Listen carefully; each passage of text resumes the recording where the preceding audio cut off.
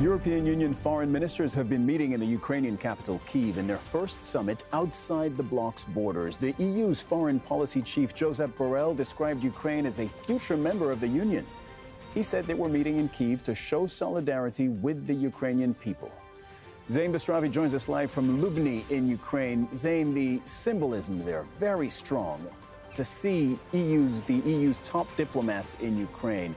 What are they saying?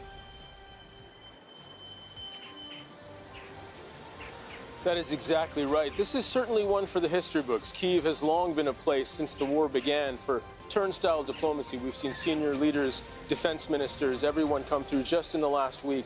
But this is certainly one of the largest meetings, if not the most significant we've seen, perhaps since the war began. 27, all 20 members of the European Union. Only 3 of them sent lower-ranking officials, most of them sending their senior-most foreign diplomats to Kyiv for this meeting, and perhaps the largest show of European commitment to Ukraine. Josep Borrell saying that the Russian war in Ukraine is an existential threat, not just to Ukraine, but to the European project, and making it clear, as he has said before, that Ukraine's future is in the European Union, and this is perhaps the clearest symbol of that happening, the first meeting happening outside the EU in Kyiv. Now, they say that they will be discussing increased military aid to Ukraine.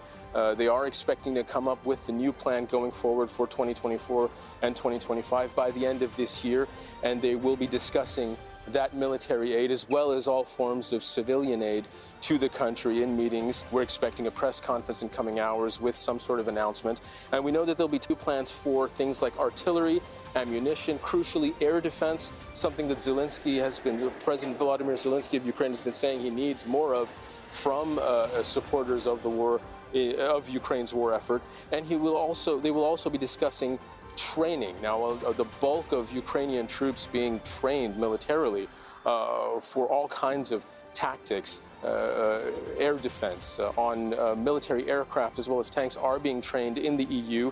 They'll also be crucially discussing local domestic defense production that Europe has promised Ukraine to help to modernize and develop here in the country. Zain, this war started 1.5 years ago. Why are they doing this now?